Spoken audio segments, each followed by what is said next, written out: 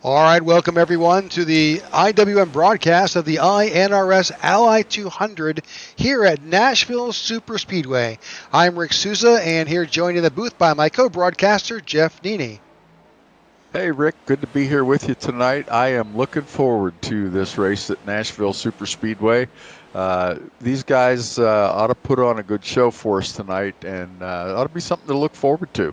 Yeah, this is one of my favorite tracks. It's kind of like an inner. It's not quite the mile and a half. It's an intermediate track, mile and a third or so, all concrete. So it's different than what you typically see with an asphalt track. So wide in the right spot. So yeah, I'm looking forward to it. We've got a great field tonight with the iNRS series. Right now, my car count shows 29 entries for tonight's event. Awesome. That'll be almost a full field. Good for these guys. I look forward to watching them tonight. The interesting thing about this track is that it's called Nashville SuperSpeedway. And when I first heard that name, I thought, oh, this is going to be a big track. Well, then here it is, like you just mentioned, a little bit smaller, 1.33 miles instead of a mile and a half. And but it races very, very similar to the mile and a half, but yet it's got its own idiosyncrasies at the same time. Absolutely. So, as you're well aware, if and if you're listening in and you are a NASCAR follower, this league does something that not many other leagues do. They run the full NASCAR schedule, and it happens here on Thursday. So, if you're interested in the weekend's race at Nashville SuperSpeedway, you get a chance to preview that here on Thursday nights with the iNRS series, and get a feel for what will happen on the real track in real life with on Saturday and Sunday. So good opportunity to take a little snapshot of what's to come. Yeah, for sure. And we encourage people that are watching tonight to let their friends know about it. They can come out here every Thursday night, get a preview to the upcoming Cup race on the weekend, and it's a lot of fun. I just enjoy watching these guys race. For me, it's there. You've got a good cross section of drivers, different abilities. You've got some guys that are really good, some guys that are still learning the ropes, trying to get their way up through there. But we've got some good drivers here, like Jeff Brogdon, the won our race last Thursday night, and is putting himself in a good spot to work his way up into the points. All right, so let's talk a little about this event. So right now in this league, the top 10 in points, I'll just kind of go through the top 10. Right now, you've got Jordan Booth on top and Jordan Wenzel in second. That's the Jordan and Jordan show. Corey Bunch is right there. Alex Murphy, Tyler Lem, Brendan Hayes, Travis Bennett is in seventh. Eighth is Vernon Broadbeck. Michael Whitley is in ninth, and Alex Forget-Berube is sitting in 10th. The battle just keeps getting tighter and tighter here. We're now the final spot for the top 10.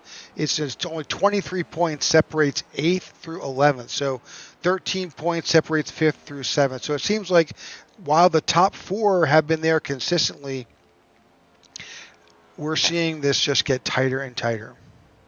Yeah, the interesting thing, I think, where you see, we mentioned Jeff Brogdon winning last week. He is a race winner, but he's not even in the top 10 at this point. So a good cross-section of drivers, a lot of different guys with a lot of different abilities, and it's going to make that points battle even tighter when you have that number of drivers that are capable of winning. So covering the right now the top 3 in team standing. Let's cover the teams first. The current team championship, well, you've got the 40 XLI drivers out in front. You'll see those purple cars out there. That's Jordan Booth and Brandon Hayes. They've been the team to beat for a number of races here. But right nipping at their heels in second is Full Throttle Motorsports. That's Eric Jeffers, Travis Bennett, and Michael Whitley Jr. They're right there in second. And you've got Roadrunner Motorsports. That's Vernon Broadbeck. Right there, Corey Bunch. I'm sorry, Vernon Broadbeck is a Roadrunner. Um, right there in second place, and Vince Burns. And then Performance Motorsports in fifth. Gosh, I completely blew it. It's Apex. Third is Apex Motorsports. Sorry, guys. That's Jordan Wenzel, Matt Perricini. It's been one of those nights, just barely keeping things together here. But that's the team championships. Back to the driver championships. Let's cover those real quick. Yeah, we've got the drivers that are locked into the playoffs. First off, you've got the 01 of Travis Bennett, and then he's followed by the 13 of Nick Alves. I hope I'm saying these names right. 81 car of Jordan Wenzel coming in next, and then followed by the 46 car of Simon Magden, and 41 of Jordan Booth, the 77 of Corey Bunch, the 88 of Tyler Lem, and the number 50 of Martin Garreau, and the 19 of Alex Forget, and then the number 40 of Brendan Hayes. You did Those good. are the drivers that are locked in. Yeah, Martin Giroux is the only one that. Giroux. It's the fun thing is this is a great league, but it has a great contingent of Canadian drivers who are part of this league, and you'll hear us probably butcher some more names as the night goes on, but. Well, who's hot? We talking about Corey Bunch in the 77 seems to be one of those drivers that has just been hot. We've talked about Corey a bunch. He's been on the top of the who's hot list. Really, this is the second week in the row with another win he had in New Hampshire. Driver of the 77. He looks to be strong here at the Music City, and he finished third last year. With the absence of race winner Jeff Brogdon, Jeff's no longer with the league. Jeff Brogdon's not with the league anymore, and potentially a missed race by Jordan Wenzel. But Jordan actually was supposed to miss tonight's race. He's actually here, so the 77 is potentially looking to be a favorite again tonight. Also, Vince Burns, he's on the hunt for his sixth straight top 15 finish tonight. He's a driver on the outside that's looking in, has done everything in his power to kind of vault himself up to the playoff board and into position. He's actually sitting 60 points out of the cut, but it's going to take a lot more than just consistency. But the driver of the 55 has really proven the last month that he can handle it. Rattling off 4 top 10s in the 5 starts. The best of the non-win drivers, Alex Murphy, he finds himself now in a nice streak. He was a winner last year, but he's still on the hunt for his first victory, this year. Can it come in Nashville? For 5 weeks now, the 41 of Jordan Booth has not finished worse than 6th. So I know that he had a win on Wednesday last night in the Xfinity car. Can that 41 find his way back into victory lane? Yeah, I think he's got a good shot at it. Well, that was the who's hot. Let's take a look at the who's not. Once one of the hottest drivers in the league, the 19 of Alex Forget, has found himself. He's kind of in unfamiliar territory. 3 out of 4 finishes outside the top 15. The 19 looks to get back on track rather quickly and regain some control in the playoff standings. And that's tough. Drivers get in slumps sometimes, just like baseball players. You hear about that all the time. With only 1 top 10 in the last 4 starts, the 28 of Joseph Mosau is on the wrong end of a streak. He's sitting 67 points behind 16th place. And that's going to take a mighty big wave to right his ship, to get him back up there. Adding fuel to that fire, he's chasing his teammate and his own bloodline, Jacob Mosau, for that 16th spot. Yeah, that's a battle. Jacob currently sits right there on the cut line, just above that cut line. So drivers, we talk about this type of track. Who has, looking back, who has excelled at this style of track?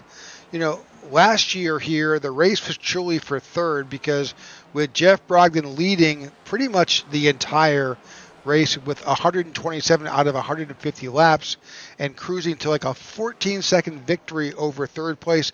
There was really not much competition. So this year, the first place driver is not a part of the league, and the second place driver is not going to, well, potentially not going to be here, but I think that was Jordan Wenzel, so he is here tonight. So this does leave the door open for potentially a new winner. We're going to be looking at the 77 of Corey Bunch, the 41 of Jordan Booth, and the 12 of Eric Jeffers to see if they can pull in and bring a win. But let's not forget guys like Vernon Broadback and Michael Whitley. They could pop up here. They've had great finishes, and so far they've been on a run to put themselves into the top 3.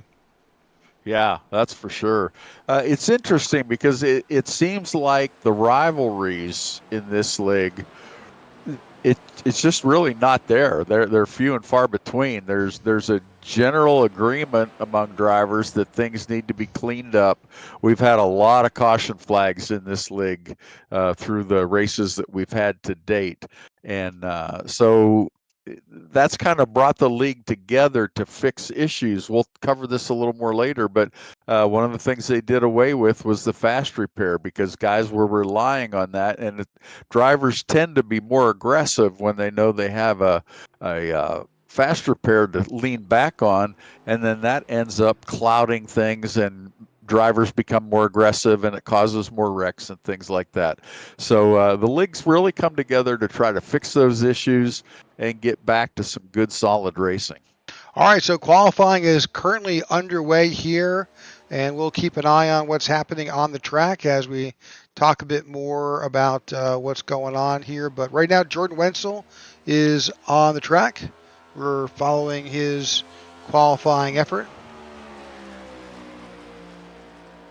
So they've got 2 laps to put in their best time. This is one of those tracks where you get out there, that first lap is getting a little bit of heat in the tires, getting you up to speed, and that second lap should be your fastest time. That's a good looking car too, that 81 of Jordan Wenzel. I like that that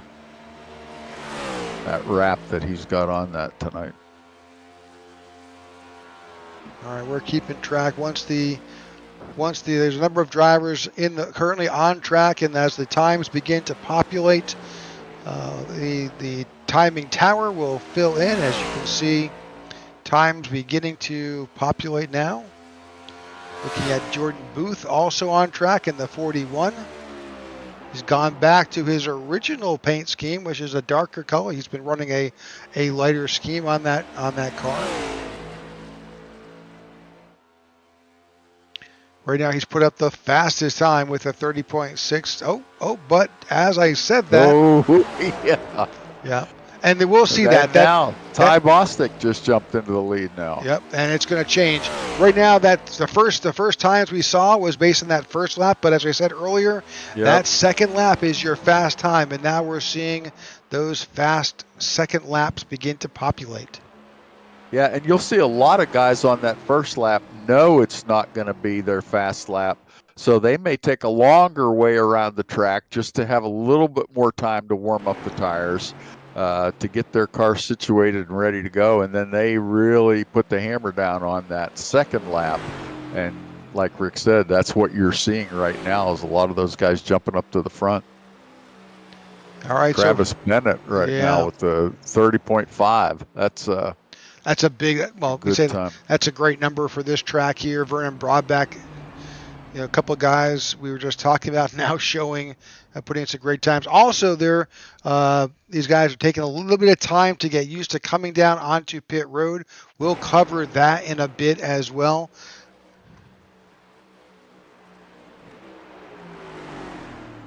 This is a really interesting track. We talked about it earlier. It's very similar to a 1.5 miles. It's got those big wide corners and that kind of a D-shaped front stretch. But it's got its own characteristics at the same time. Those wide corner exits give you a sense of security when you're getting back on the throttle.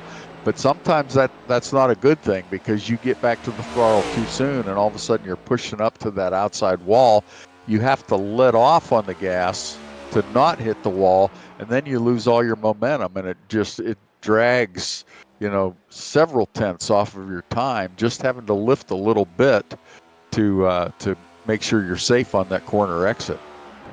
Just watching Michael Whitley Jr. in his qualifying run. Looks like right now he is in 20th.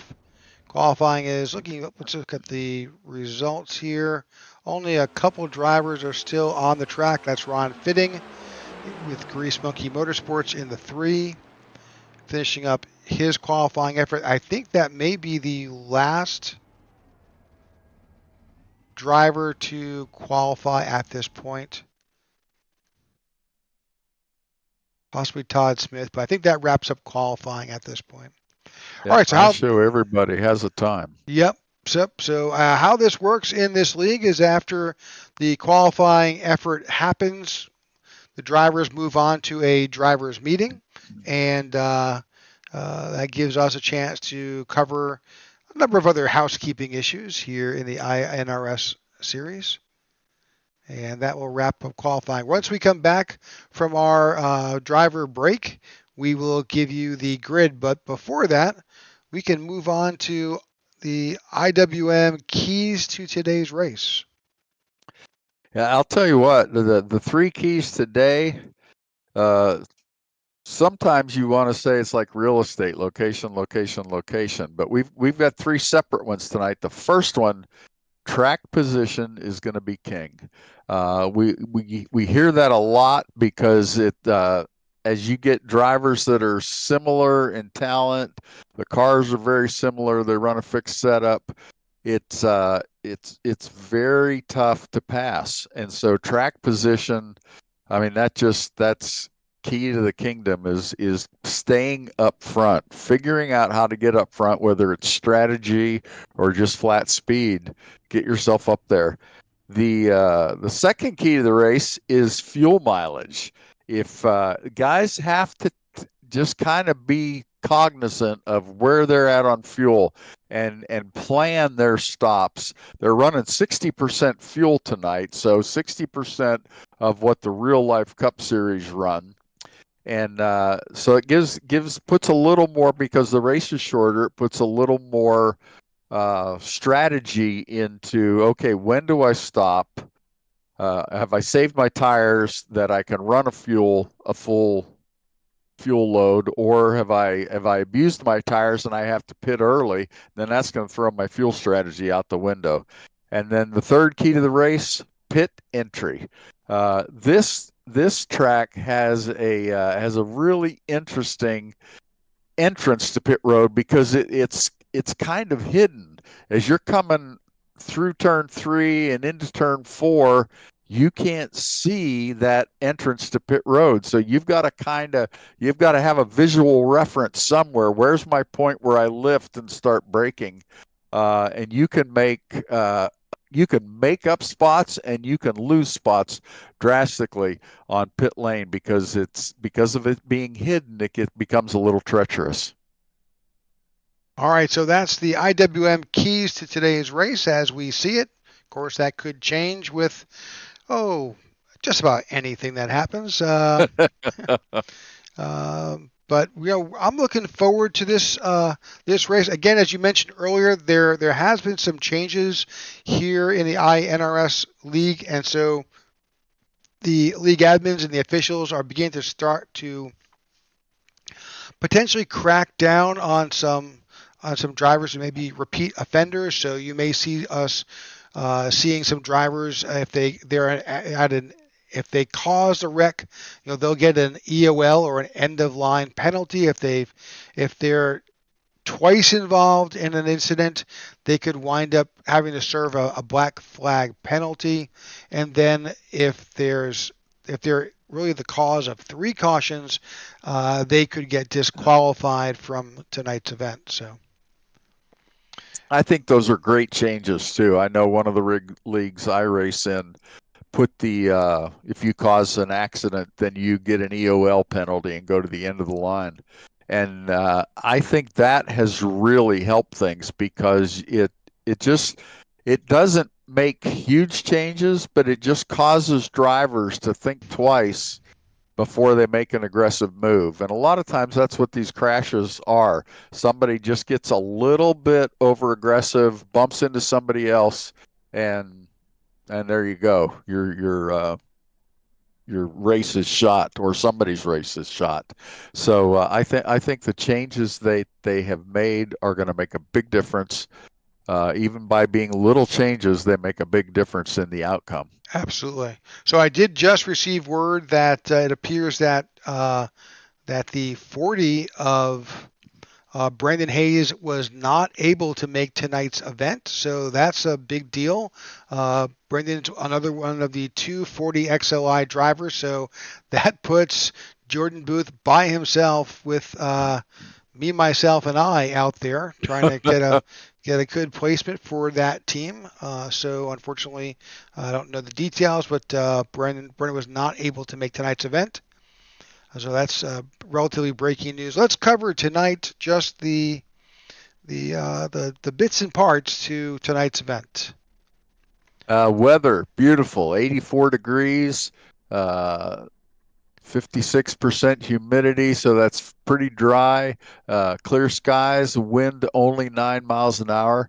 Tonight we've got 150 laps, and we're going to be taking a stage break at lap 50. So there'll be an automatic caution at lap 50. Let the guys get resituated, and that enters into their strategy as well. Pit road speed, 45 mile an hour. No quick repair like we mentioned earlier. They've got 5 extra sets of tires plus the set that they have on, and they've qualified on. That will get them started. So 6 sets total, 5 extra, running 60% fuel like we mentioned. And then when we get to the end of the race, if we need a green-white checker, we've got the opportunity to have 3 of those. And as we get close to that, we'll talk more about that. All right, track temperature on the track itself is now 111. So it's going to be a little bit warm on the track. So the grid is up. So let's go ahead and bring you that grid for tonight's event. And there they are. Started on the pole position, Travis Bennett in that 01 car. That's fitting. He's on the front row in the pole spot, Full Throttle Motorsports. Sitting next to him, Vernon Broadbeck in the 10. Second row has Ty Bostic in the 22. And alongside him, Matt Perozzini in the 24. Jordan Booth in spot 5. And Jacob Mossau in spot 6. In 7th, Jordan Wenzel. Alongside him in 8th, Todd Smith in 9th. I knew this one was going to strike up and get me. Jonathan Varanauskas. There you go. I'll let you say it. 10th is Alex Murphy. 11th, Eric Jeffers. And alongside him in 12th, Corey Bunch. All right, in 13th is Vince Burns. To his outside, Simon Magin in 14th, Richard Mills in 15th, Martin Giroux in 16th, Corey Ennis in 17th, Tyler Lem in 18th, Clark Franz in 19th, Michael Whitley Jr. in 20th, Mike Wheel in 21st, Ron Fitting 22nd, Scott Thomas 23rd, Garrett Walden in 24th, in 25th, Tony Japs, 26th, Joe Musso, Nick Alves finished in 27th, Dan Hughes in 28th, and Austin Walton is in 29th. All right. Yeah, the pace car is off. About to go green flag racing here in Nashville. There we go. Good solid start in the front rows. Guys changed lanes already, going into 1 and 2. Beautiful day here in Nashville.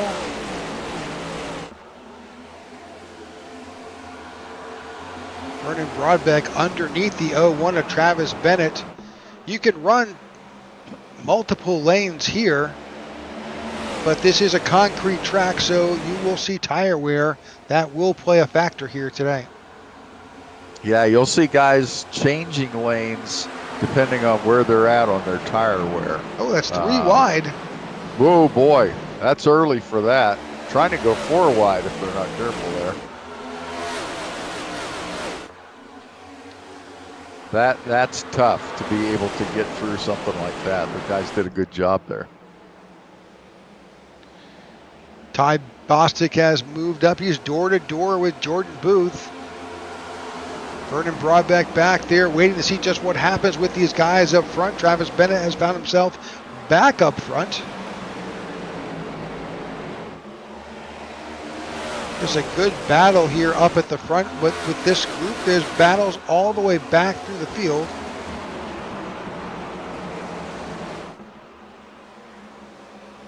Looks like a lot of the drivers are choosing the low line right at the moment. A lot of guys down on the right on that yellow line coming through the turns. That's the shortest way around and has a tendency to be the fastest because of that in a lot of cases. Just looking back through the field, there's a lot of action going on. We're still all the way back to the tail end of the field. We're still running in multiple lines, high and low, around this track. Back up front, Travis Bennett is still your leader, but Ty Bostic has separated himself and has got sole possession of second place. Jordan Booth in third and Vernon Broadbeck in fourth. Yeah, things starting to spread out a little bit now. Still pretty tight together. You can see they're all within a straightaway. But still, you can see guys coming through the corners.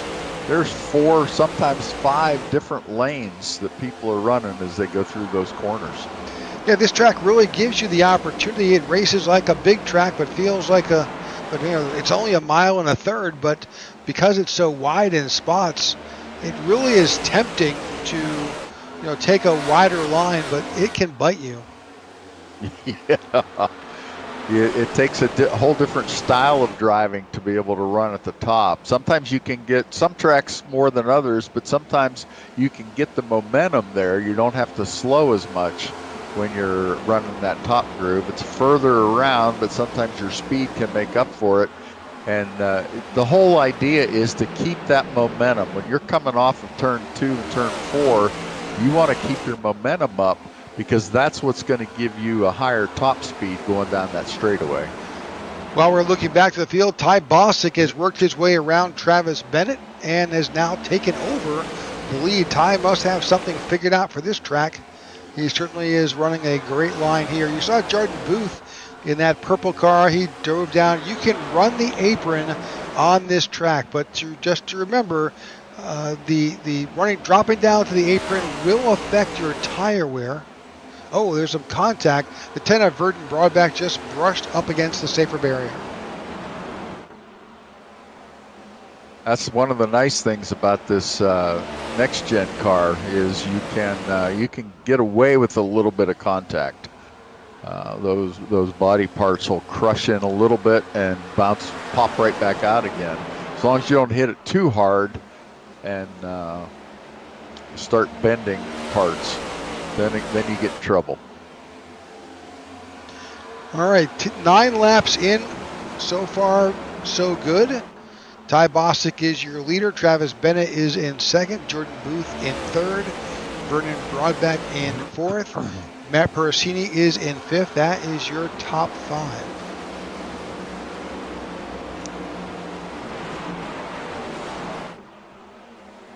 Look there, we've got Jordan Wenzel running in 6th spot, and Jordan didn't know if he was going to be here today. He coming off a tooth extraction. He wasn't sure if he'd be cleared to turn laps tonight, but it looks like he was. I'll tell you, that's no fun getting a tooth pulled and then climbing in even a virtual race car. That's you're still dealing with a lot of pain. So good for him for being here and really so far making a good show. Yeah, it's the benefit of modern medical science. I'm sure he's got some good pharmaceuticals on board in that 81.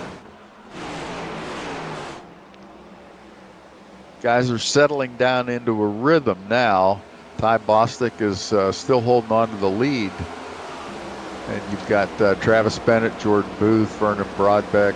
Jordan Booth making a move on Travis Bennett, working his way around. So this is lap 12. So if you've been around iRacing enough, you know that, you know, it's logical. It's just like in real life. They put the tire model in place. Look at that. He's now working his way under Yep. the 22. Yeah. Part of that is strategy. On tracks like this, you don't need to go full bore. You have to protect your car. You have to save, having use less tire wear. Less tire wear equates to less heat in the tire. That equates to longer tire life and faster times. Absolutely. We run a race last night. My first fuel run, I had my right front down to about 35%, which is extremely low. You're getting warnings on it at that point because I wasn't trying to save my tires. Then I learned from that and was able to keep it up considerably better than that for the remainder of the race. But how you drive has such an impact because you think you're doing really well at the beginning of a tire run when you're really aggressive because other guys are saving theirs, and it gives you the impression of I'm so much faster. Well, then that catches up to you, and all of a sudden you get late in that fuel run when you're showing a lot of tire wear and the other guys are still pretty good. Yeah, in fact, they're going to use that opportunity to drive back up to the field. So here we are, lap 15. We have not gotten reports yet from the drivers just what these fuel runs are looking like. We'll have to figure that out by nature of watching what's happening on the track. What we do know is that we do have a stage break at lap 50, so we'll look to that. I don't know if they'll have to pit prior to it. I believe they will. So we'll see how that plays into today's event. Yes. Now Travis Bennett's in second spot. Jordan Booth up there in first, leading the way. Ty's in third. Ty Bostic. Vernon Broadbeck in fourth. Matthew Parasini. I'm sorry, Matthew. Got him up there. Same guys up in the top. Still have Jordan Wenzel there in sixth, but a lot of movement going on in the back part of the pack, I think. Yeah, we're seeing a lot of that. Vernon Broadbeck now makes his way up, and Ty drove his way up to the front. Probably used up a little bit of his stuff to lead a lap, but every point counts here in the league. So being able to say, "Hey, I led a lap," that's another bonus point that he can add to his total. Now it's time to settle down and figure out how to make it last and strategize to come home a winner as this race progresses. Yeah, it's a little too early in the race to know what guys' strategies are, but I think once we get through the stage break at lap 50, we'll know a little bit more, and then it'll just become clear as the race goes on. You have strong battle back here between Vernon Broadbeck and Ty Bostic. You got the 24 of Matt Parasini. He's right there to capitalize. Jordan Wenzel now up to sixth, so he's back there as well. All of this happening right here. So we appreciate you tuning in live. If you're watching on the IWM Broadcast Network, we thank you for tuning in and ask that you like and subscribe so you can stay up to date on our broadcast. We broadcast on Wednesdays and Thursday nights, and occasionally other special occasions. So staying subscribed, you'll get notified of upcoming events here on our network.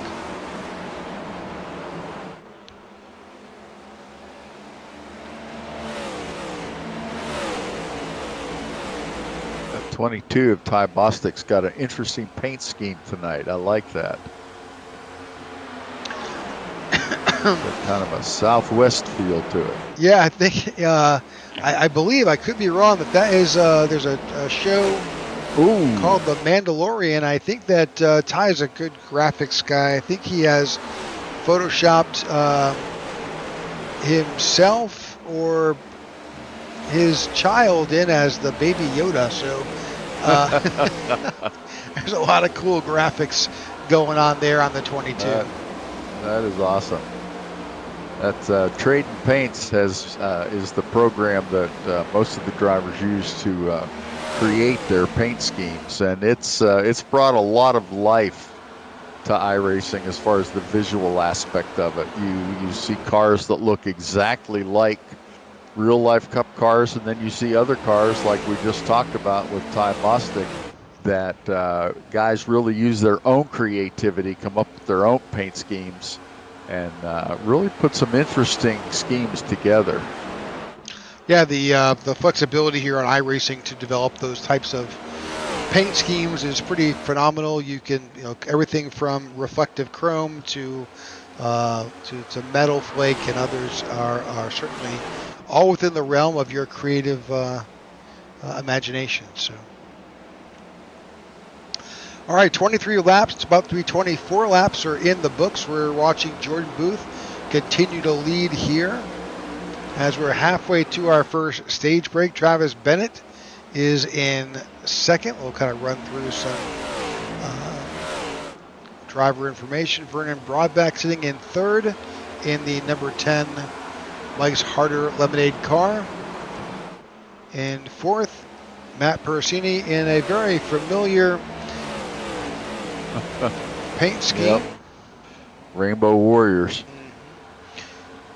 Jordan Wenzel in the 81. As we mentioned, Ty Bostic in that 22.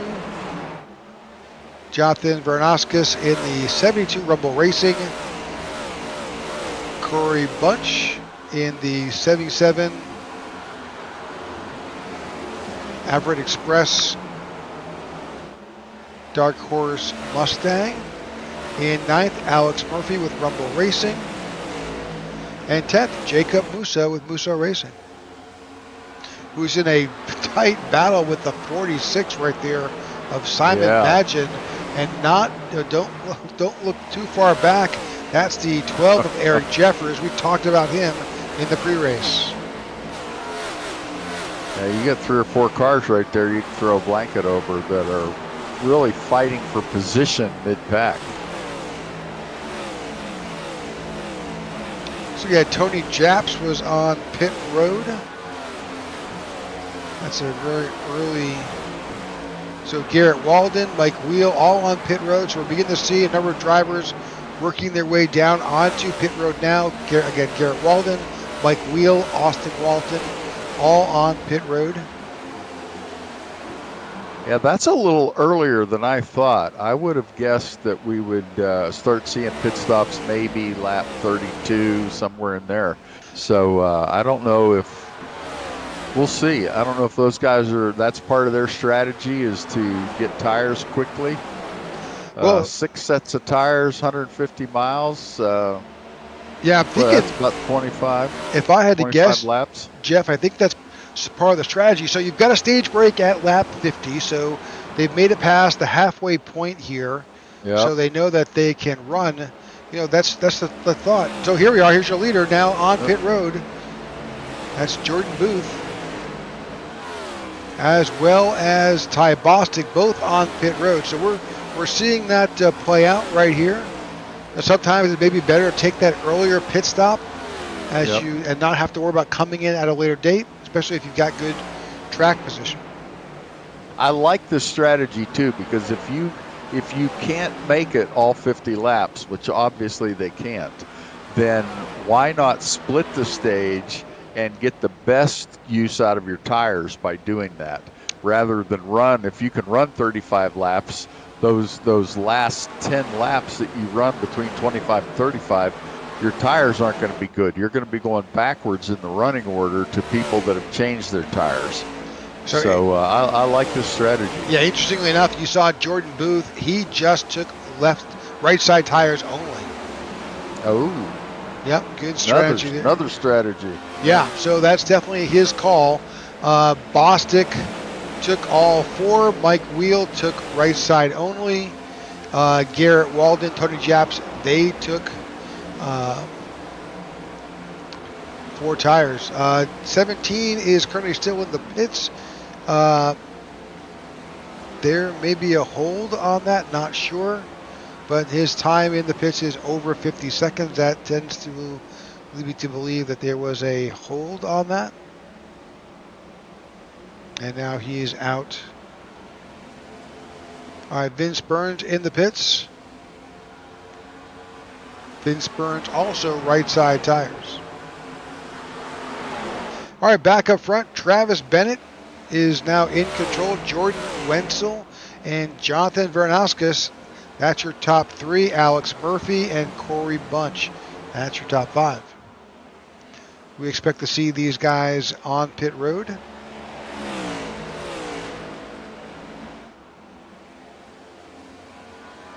But interesting strategies already being played out. Only about a third, less than a third of the field has come down at this early stage. Still 19 drivers who have yet to pit. That's really interesting to see that many guys trying to stretch it out. So it'll be interesting to see where that puts them. Leader on pit road. Leader on pit road. And he's coming down by himself. No one else bit.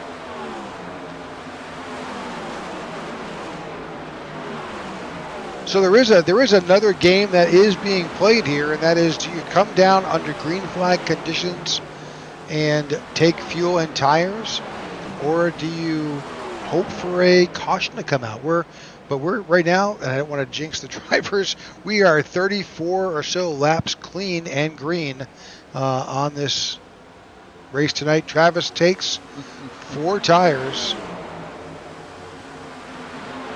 I've got a lot also, of guys coming in now. Yeah, Eric Jeffers, Corey Ennis right now coming down pit road. We'll watch Eric's pit stop.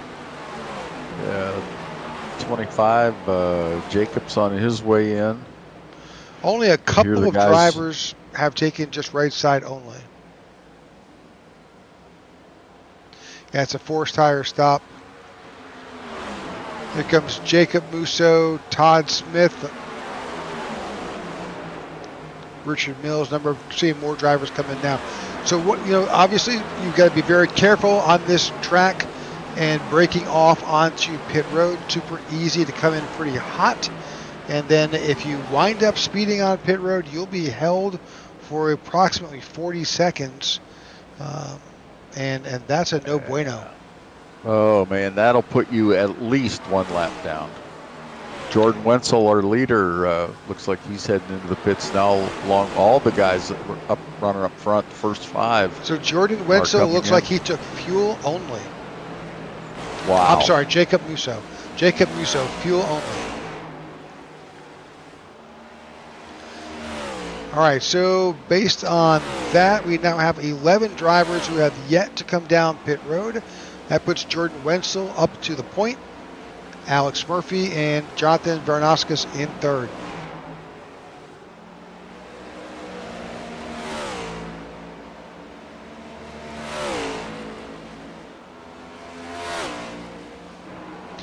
Again, the field, because we're doing a green flag pit stop, you can see there's a lot of, our field is spread out all over this track. Yeah, that really spreads them out. We are 12 laps away from our stage break.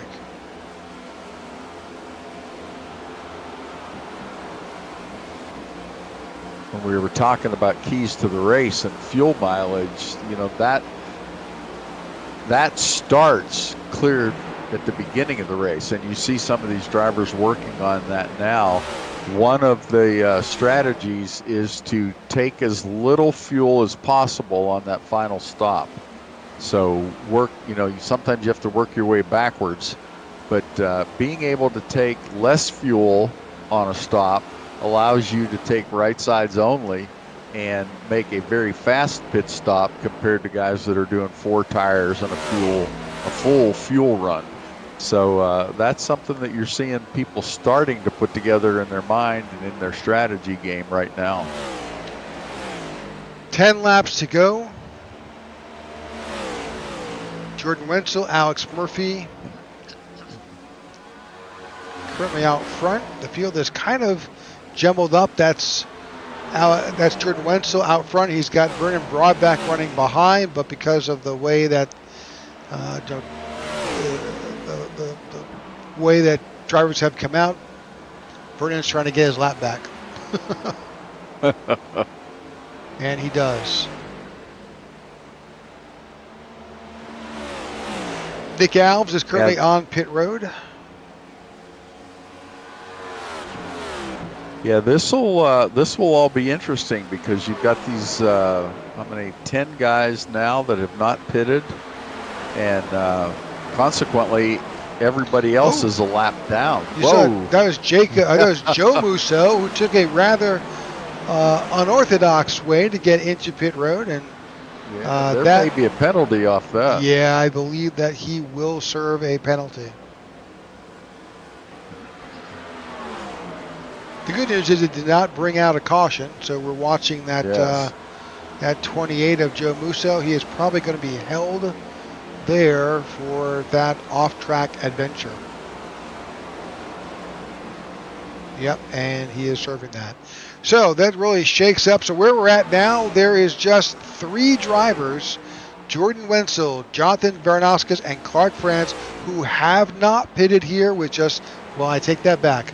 Jordan Wenzel on pit road. Interesting strategy. Jonathan Vernauskas on pit road. I guess Clark is probably momentarily about to join them. I guess at this point, we look at that that lap count. That's good to note down. Lap 44. I'm guessing that is the end of that tank. Yeah, must be. Which really makes a lot of sense. I would have sworn that Jordan Booth was trying to make a run. Was it? Jordan Wenzel, fuel only, 5.87 second pit stop. Trying to salvage as many positions as he can. This is guessing on my part, but it looks like he was trying to make that in one fuel run, and be able to pick up the bonus points for leading that first stage. But that didn't work out. So everybody's pitted now. All right, lap 45. The field has come down. Obviously, everybody gets an opportunity to come down and get a fresh do-over with just 5 laps to go to our first stage. Now, I'm watching. You see the 01 of Travis Bennett work his way up under the 81 of Jordan Wenzel. The tires do matter here. It's a concrete track. I'm surprised he didn't take right side, but we'll see how it goes. So that being said, Jordan Booth is now your leader. Vernon Broadback is in second. Matt Perricini is in third. Bostic in fourth. And Travis Bennett is in fifth. And our field is completely spread out around this 1.33 mile track. Let's bring up the gap information so we can just see how far folks are away. You can see that it is all over the board.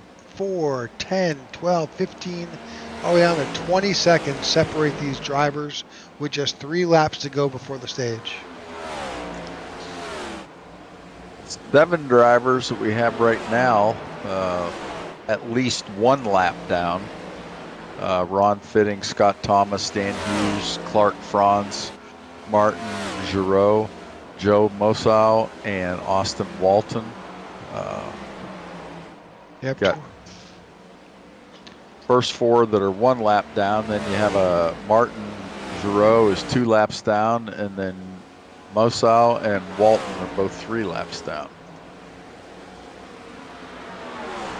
So Ron Fitting should get the although he's probably in a good battle with actually, I think he's kind of running by himself right now, so he would get the wave around next time by. Yeah, my timing and scoring, all of a sudden those first 4 that we talked about are now they were on the lead lap. Now they're back to 1 lap down again. So timing and scoring having a little trouble keeping up here. Ron Fitting is 1 lap down right at the moment. That's correct. And he is in that lucky dog position. So at the end of lap 50, we'll go back up front. Jordan Booth is right there. Once the end of lap 50 is completed, then the caution will fly and our stage break will happen right there on schedule. Oh, caution comes out. Yep, that's our stage break. Okay. All right, so at the end of stage 1, Jordan Booth wins the stage. Vernon Broadbeck, Matt Persini, Bennett, Bostic, Whitley, Wenzel, Burns, Jeffers, and Todd Smith pick up stage points. Jordan Wenzel did better than I thought. I thought he was going to lose a lot more positions by pitting when he did, but turned out good for him. Yeah, but good point to bring up, though. You saw Jordan Booth, he pitted early on lap 28. That translated, and he took right sides only. That translated into him winning the stage. Yep. In a tale of two strategies. Jordan Wenzel waited till lap 43, and even though he took only fuel, he was not able to capitalize. Yeah. And he must, I'm guessing that he took, only 5 seconds, 5.8 seconds on his pit stop. I'm guessing he just took enough fuel to get him to the stage break. You see everybody coming, almost everybody coming into pit road now. Yep, those drivers who stayed out, they are a lap down, so they'll come in next time by. Ron Fitting should be advanced to the lucky dog, and he'll be back on the lead lap. Yep. Now, this is a good opportunity for those drivers to come in, take 4 tires, top off on Sunoco fuel, and be able to kind of do a complete redo as we race down to these last 97 laps.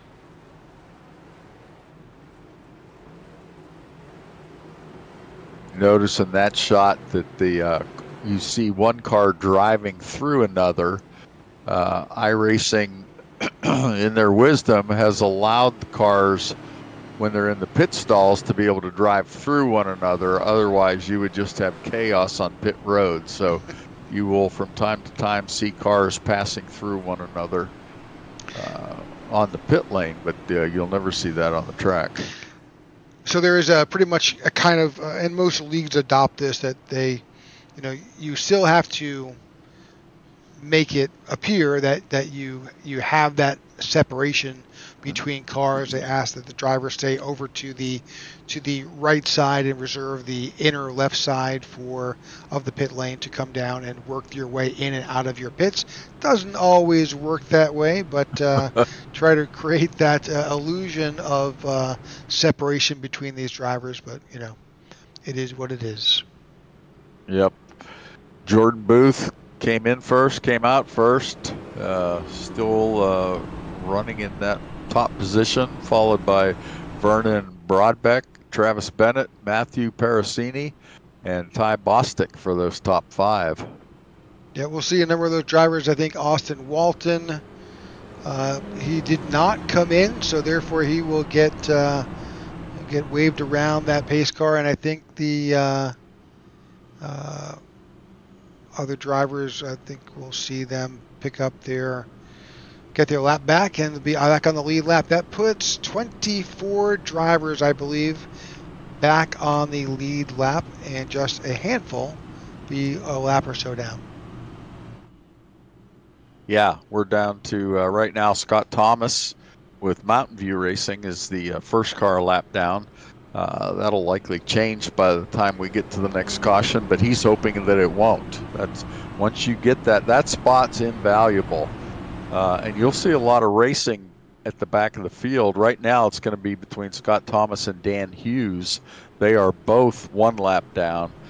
So whichever one of them can come out on top in their battle will be the one that's in line should we have another caution flag. All right, those drivers that were waved around have now moved past the pace car. The lights are off, which means we'll be going back to green flag racing. Now, in this league, the driver does have lane, the leader does have lane choice, and Jordan Booth has elected to take that outside line. I believe that's a wise maneuver.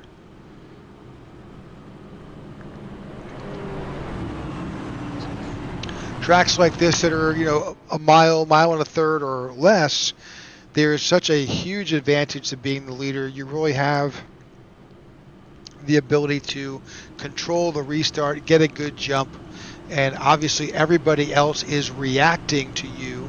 So you have an opportunity to, if you start on the outside, you can make your own choice. Do I stay on the outside, or you could drop down and move to that low line if it pleases you, or however you see it. It's all part of the strategy game. There we go. As they come around, pace cars in. We're going back green soon. Just like that, back to green flag here at Nashville. Great jump by Jordan Booth there. Get out front like you talked about. Everybody else is trying to anticipate, but he gets to make the first move, and that usually translates into hitting turn one in the lead. See the 01 of Travis Bennett taking over third. He was locked a little bit of a door-to-door on that restart with the 24 of Matt Parasini, but a little bit farther back, see Ty Bostic, that's Eric Jeffers behind. Yeah, Vince Burns in that battle as well. Yeah, the 55 is right there. They're battling for position. You got the 99 of Tyler Lem there as well. Further on back, that's the 13 of Nick Alves. He's got Simon Madgen there. He's underneath the 43 of Garrett Walden. Corey Bunch is in that mix too. He's in that 77 Everett Express Ford Mustang.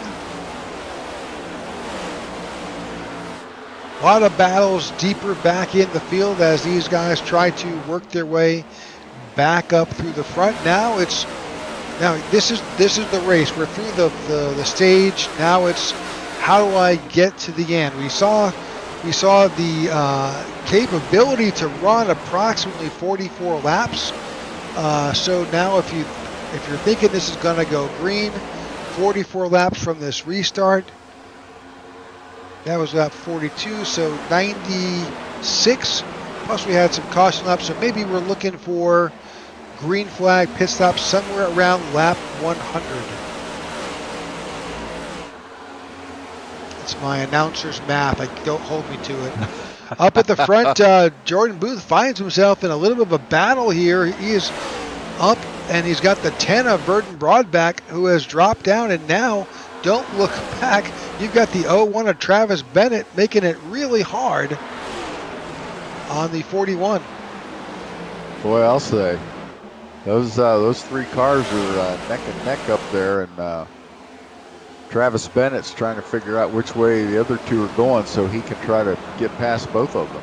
So this is a very interesting bit of the situation, because now you're no longer, if you want to retain your position, you're going to use up a little bit of your car here to maintain that position. Is that the wisest maneuver, thinking that you've already gone 40, almost 50 laps, green flag, caution free? I don't know. Maybe I would want to preserve my stuff and go for that, long run approach, but we'll see. Yeah, absolutely. I think at this stage of the race, you're going to see guys trying to save tires. You might find a couple that are going to, make that move and be aggressive early on to get track position. But like we talked about earlier, I think if they make that move too soon, then their tires wear out too fast, and you see guys start passing them toward the end of the run. Well, we're talking about guys who are not known for not being aggressive. So Jordan Booth, Yeah. definitely an aggressive driver, not in a bad way, but definitely wants to win. Always up front. He's right there. Travis Bennett, definitely. He is an aggressive driver all in a good way. Charging his way up front. Maybe that takes off a few laps on the back end, but this is a very interesting stop. So how I look at this. Oh, caution's out. Richard Caution. Mills. Looks like he's spun. So that's our first official caution of the night. We're spin by Richard Mills. We'll try to get you. See if we can see just what happened with. Oh, there's contact. Let's back up just a little bit. Looked like he got. Yeah, he may have gotten couldn't tell spun. if he got loose or net code. Well, let's try to let that play out here. That's the 66 of Todd Smith. They are certainly very close. The 66 is under the left rear quarter of the 5. We'll see if there's contact. 5 does come down. There is a little bit of what we call net code in here, where the computer simulation basically assumes that you are going to get collected, but there was further contact. Not too bad for the 5, pretty minor. Just he's going to wind up needing a new set of Goodyear stickers on that car. Yep. All right. Which that will enter into his strategy further down the road. He's those are fairly new tires that he's going to have to replace now. Yep. That's unfortunate. But this is very interesting. Not everybody came down pit road. Travis Bennett, Matt Persini, Eric Jeffers, Garrett Walden, Simon Magin, Todd Smith, who was also involved in that incident, and Ron Fitting stayed out. So that will make a very interesting restart. That will, because we're 10 laps in now. So that'll get them to lap 100 if they choose. Yeah, but those drivers who now came in here on lap 64, they'll be closer to 110. Well, a number of those drivers who stayed out were lapped down, so they're coming in off cycle. So yeah.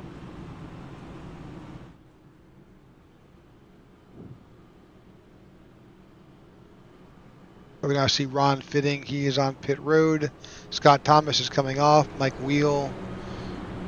Austin Walton is still on pit road. Joe Musso is now coming out. One of the interesting things. Go ahead. Go ahead. No. Go ahead.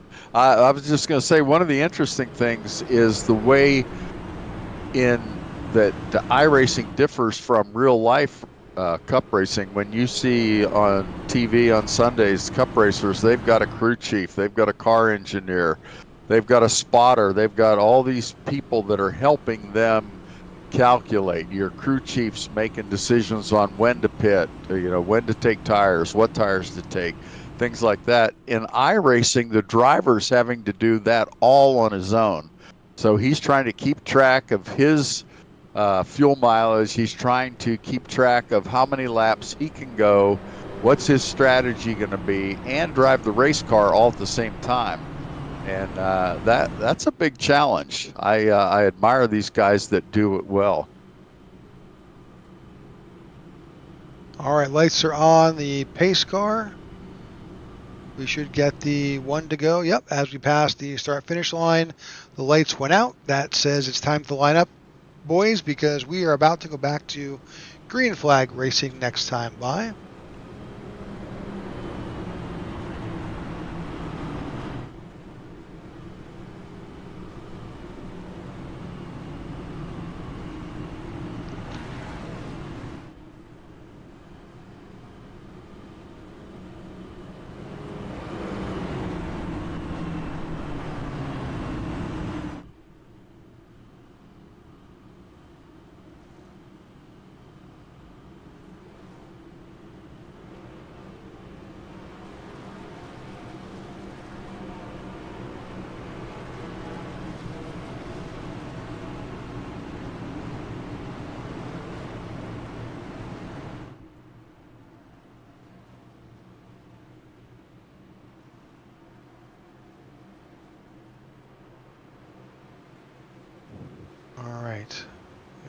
Here we go. Pace car's in.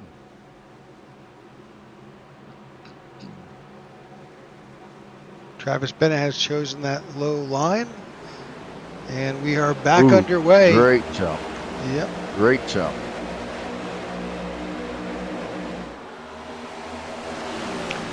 Eric Jeffers in that 12. Moves himself up, and they're 3 wide. That's the 41 of Magin. They're still 3 wide. Whoa, look at that.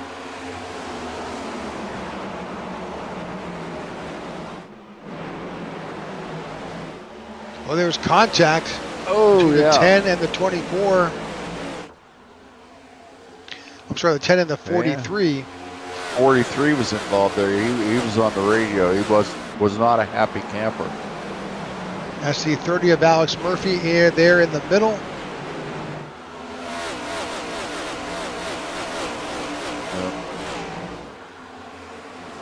There's still a lot of halfway point. Yeah. Oh, caution is out again. Oh boy. Number of drivers off. There's a damaged car in the back there. I think that may be Martin Giroux. Yes, he has got some significant front end damage on that 50.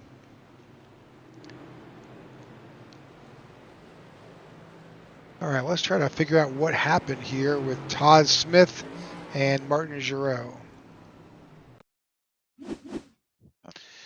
So, he looks out of shape already. Yeah. 15 was in trouble, and unfortunately that collects the 50.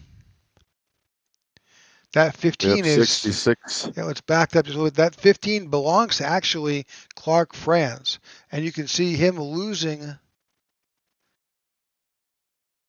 We'll try to go up to see just what caused that 15.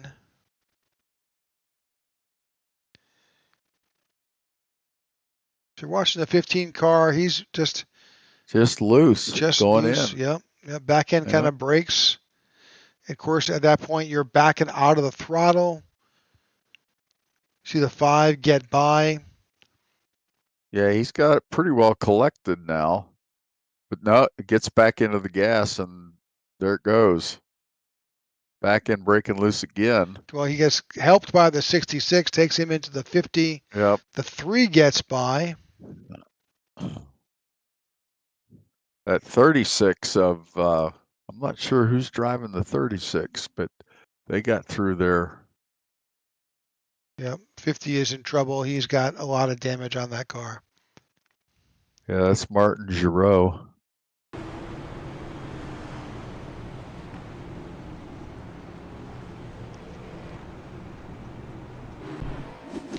All right, he is in the pits. Unfortunately, he's going to have some significant time on that to try to get that car repaired. All right, lap 71. We're just shy of the halfway point here at Nashville. We're going to take a quick commercial break. We'll be right back. Thank you for tuning in to the IWM Broadcast Network. Our mission at Coastal Financial is to provide comprehensive financial planning solutions tailored to each individual's unique needs and goals, with the aim of empowering our clients to make informed financial decisions and achieve their financial potential. Our focus is providing the highest level of service to our clients, including successful business owners, professionals, and nonprofit organizations. Our commitment is to helping you improve your financial position, reach your financial goals, and safeguard your family and business. Our goal is to provide you with the resources and guidance necessary to accomplish these objectives. Our process utilizes a thorough and exclusive financial analysis, efficient implementation of recommendations, and continual reevaluation of fluctuating dynamics. You can find us at coastalfinancial.com or on Facebook at Coastal Financial. Okay. All right. All right, welcome back to the IWM broadcast of the iNRS Ally 200 here at Nashville. We are currently under caution for an incident here on lap 72 that involved the 50 of Martin Giroux, the Todd Smith, and I think that was brought on by a little bit of a loose race car with the 15 of Clark Franz. But that puts Travis Bennett is still out front, and I think the lights are off on our pace car, which means we are about to go back to green flag racing. Travis Bennett is in charge, and he'll control this restart. Yeah, we were talking a little during the break about how that first 50 laps we ran caution free, and now things are starting to ramp up a little bit. Guys are getting a little more aggressive, a little more agitated with each other. You see a little more bumping and banging, and I think things are going to continue to heat up. Well, this is one of those tracks where, although it's wide enough, 3 wide is not advisable. Yeah.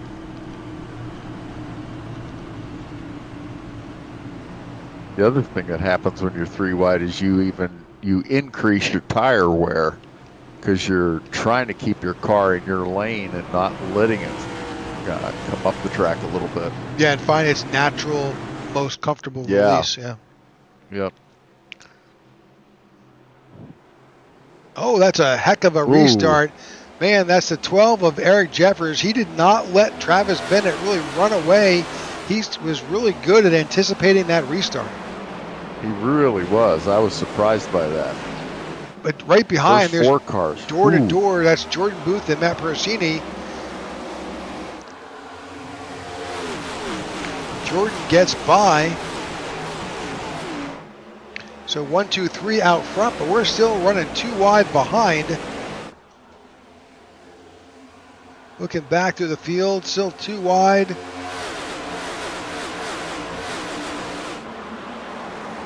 at the 77 of Corey Bunch. Todd Smith is on pit road in the 66. 77 is side by side with the 30 of Alex Murphy. Yeah, that 66 was involved in that last caution, and he may need to get a little more repair work done. All right, just past the halfway point here at Nashville. This field begins to figure out, where do I want to be? So in my opinion, this middle stage is the most challenging, because you know you can run 44 laps or so on a set of tires and fuel. Most drivers did not come down pit road that last time, which means you've got some drivers like Travis Bennett, who pitted last on lap 52. So they're looking around lap 96 or so to come back in for maybe lap 100, because we did have a couple cautions. And then you've got others who pitted on lap 64 with cautions. They're looking around lap 110, 115. Now, that's a very interesting number, because if you're able to stretch it out, it stays green, your next pit stop at lap 115 could very well be your last. Yep. And you better make sure you get it full of fuel, because you've still got, what would that be, 35 laps to go? Yeah. And but you can do that. Yeah, we saw guys run 44 the first time. Well, those guys who came in at lap 52, I don't know if they can make it to a point where they're good to go with one more stop. So we'll see how this all plays out. Yeah, good point. 52 would get them to probably lap 96, somewhere in there. Well, plus we had 2 cautions, so they could be able to stretch it out. Yeah. So you'd have to stretch it out to lap 106, 105. Yeah, so that's tight. Yeah. A few more cautions could do it, though. Yeah. So we'll see how this all plays out, but I think that's the gamble. If you stayed out and pitted on lap 64, I think you're good to go. Those drivers that pitted on lap 52, that's your leader, Travis Bennett. That's the 12 of Eric Jeffers, right there, currently in second, battling with Jordan Booth. Who else pitted on lap 52? Matt Pericini in the 24. Simon Madgen. Yeah. The 46. And I think that's it. That's pretty much so. those guys. But those are all contenders. So it's going to shape up to be an interesting race. We get up to about lap 140, and the nice thing about these cautions is they've got the field kind of pulled back together again, and so we're not spread out around the whole track. Get a lot more racing this way. You see the relative up in the track map. That's 66. That is the car of Todd Smith, who's currently 4 laps down. He came in as part of being involved in that incident. We do show Martin Giroux. He is still on pit road trying to get repairs made. It may not be looking good for the 50 of Martin Giroux and Rumble Racing. Yeah, yep. Yeah, he's down, 15 laps now, yeah. So out of contention, but not necessarily out of the race. All right, Travis Bennett is currently up in front and in the lead, but he has got a hungry pack of dogs not too far behind him trying to chase him down. Yeah, got about a 3-car length lead right now, but then he's got about 4 or 5 guys behind him that are trying really hard to catch up to him and get around him. Jordan Booth leading that charge to try to get back up front there.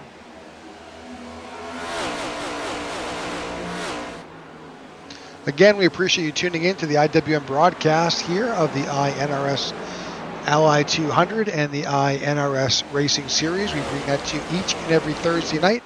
As we said earlier, it's kind of like a preview, a chance to see what's going to happen on Sunday with your Cup Series drivers and to see this race and this track represented here digitally as only iRacing can bring it to you.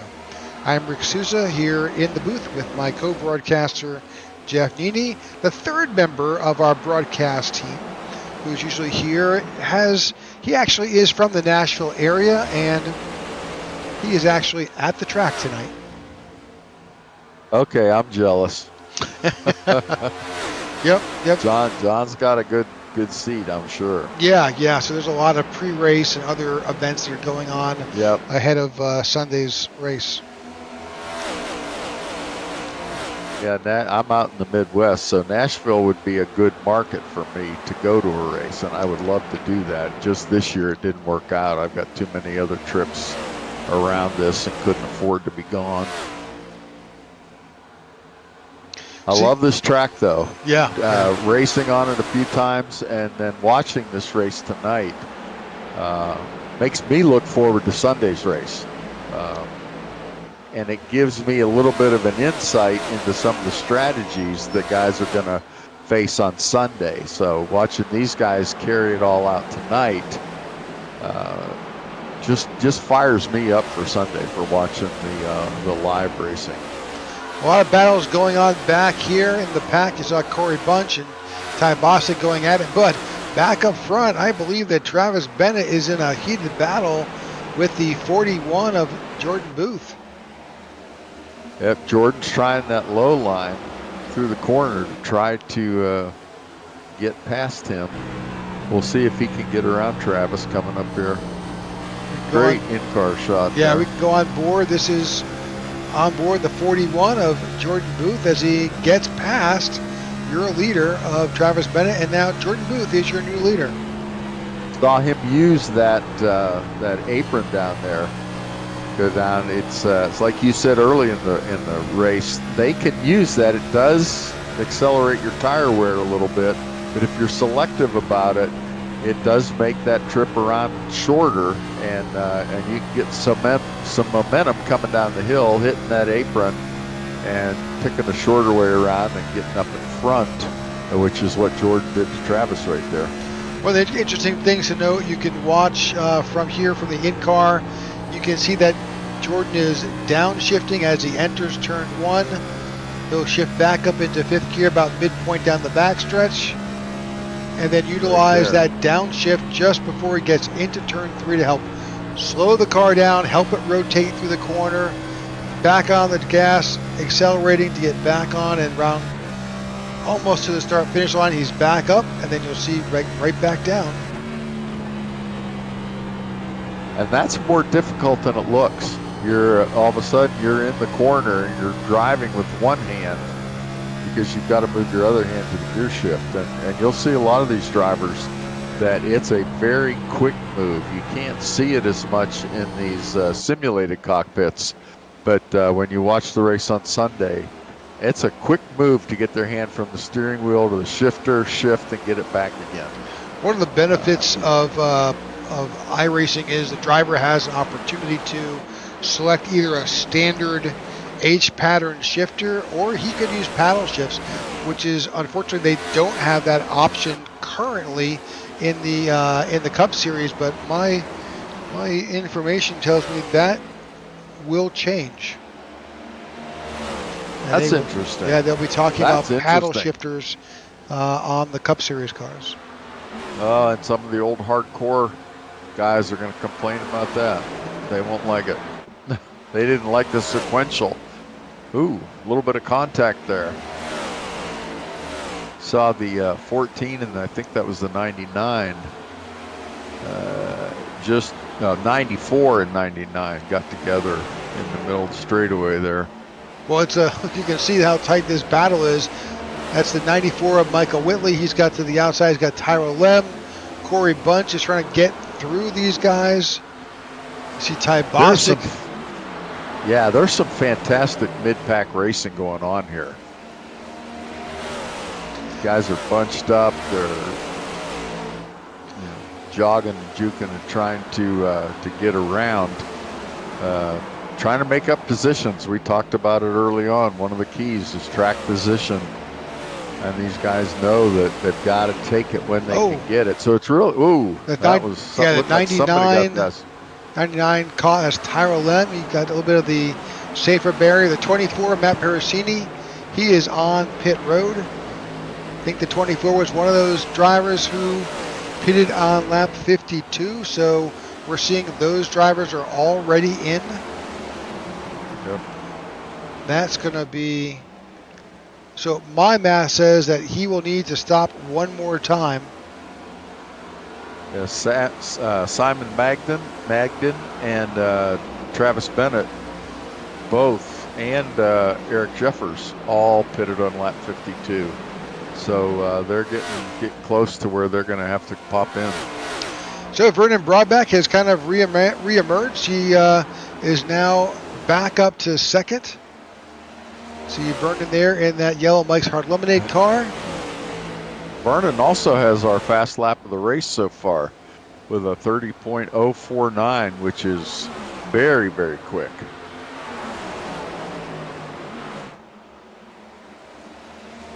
Our leader, Jordan Booth, his best lap so far has been 30.2.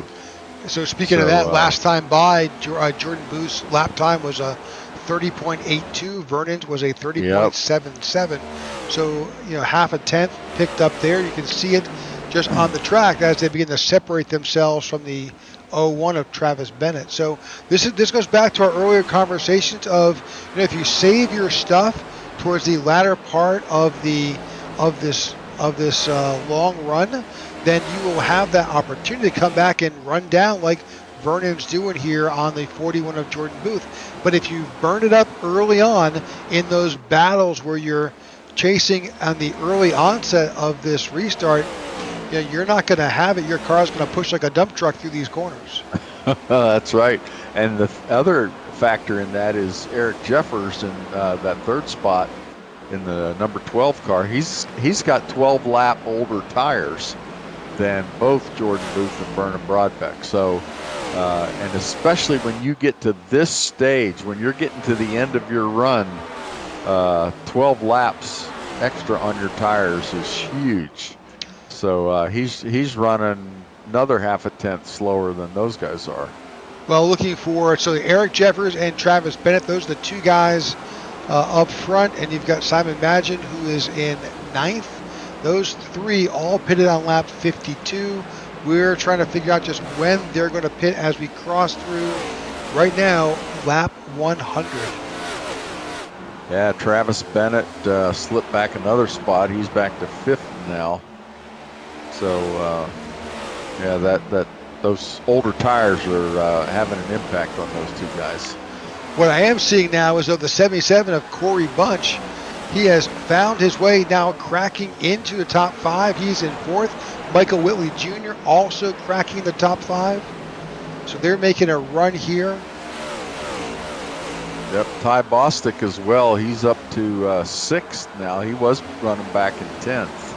So you see him moving forward a little bit. So let's cover the biggest movers. Let's see here.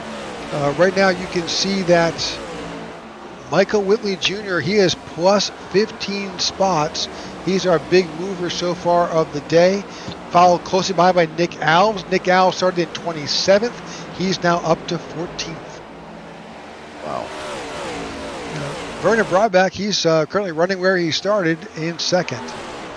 Fortunately, the bigger losers right now, don't use that word too harshly, but is Jacob Musso. He is down 7. And also Matt Pericini, he is now unfortunately down 21 spots. All right, our first Simon Magnan. Yeah, he's our first victim now of that lap 52 pit stop. Simon is on pit road.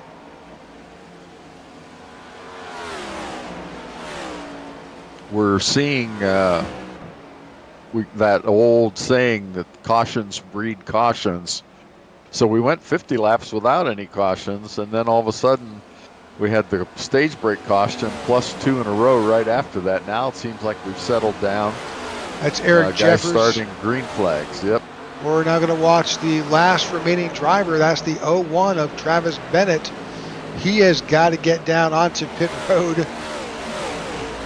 I'm guessing he's down next time by, but he is in a lot of traffic as he's trying to get down to that lower line. I expect to see him turn down onto pit road.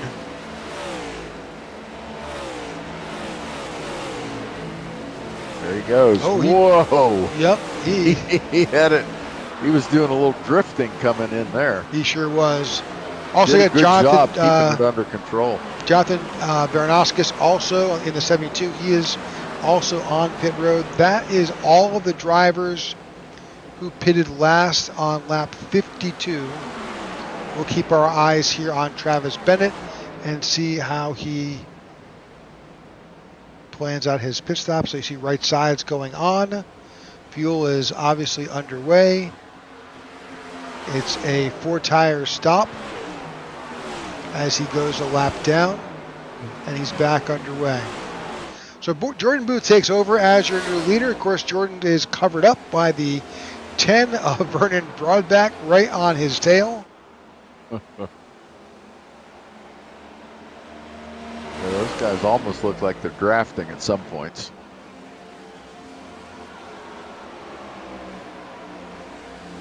So now it looks like about the first 10, 11, 12 positions are all guys that stopped on lap 64. So would you figure lap 115 somewhere in there? Yeah, that's my guess. 115. That was, pretty much. That means everybody else, they can make it all the way around. I think it's going to be super close for these guys, but I think they may be able to make it. So those drivers who pitted just recently here, lap 103, like Eric Jeffers and Travis Bennett, lap 104, it's going to be. They will be, my guess, on fumes. Yeah, I think they need a caution to make it. They're gonna be. I mean, if they came back out at 104, and you go 44, you're at 148. Yeah, you're 2 laps shy at that point. So you're either saving fuel, which you could do if you start now, or you're gonna have to pop in and get a couple gallons and back out again. So what we do know is that we may see some early takers here on lap 109 because you can make it 40 laps. So 44 laps or so. So right now you could Yep. you could make it down pit road, refuel, and then head back out. So we're seeing a few drivers. That's Tony Japs, Richard Mills, Tyro Lem. They're early takers. Yeah, if you're not running up front, you got to try something different to try to get there. And if it were me and I'm running up front, I would run as long as I could so that I've got the better set of tires coming to lap 150, coming to the close. So we'll see how many guys do that, and the few guys that are popping in right now. Got a lot of activity on pit road. Yep, Jacob Musso, Nick Alves, all on pit road. I'm just looking at fall off. So if I look at Jordan Booth, his best lap was a 30.21 ever tonight. His last lap was a 31.29. So just about a total 1 second fall off. Oh, Vernon Broadbeck now on pit road. So that's an interesting strategy. You see a lot of drivers now on pit road for their last stop. Yep.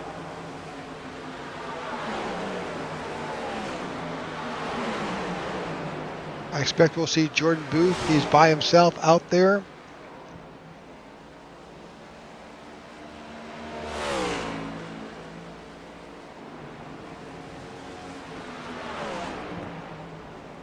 Corey Bunch, Ty Bostic, Michael Whitley Jr. all on pit road.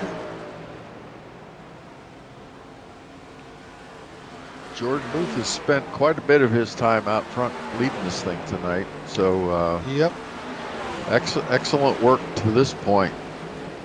This is the money stop for these drivers. Yeah. Boy, we talked earlier about the entrance to pit road and how treacherous that is. And you saw it when Travis Bennett pitted a little bit earlier back on 104, lap 104, how difficult that was to get stopped. I mean, he had that thing about sideways, somehow was able to get it back under control and down to the pit speed limit before he got to that cone. So good job for him on that one. Jordan Booth on pit road.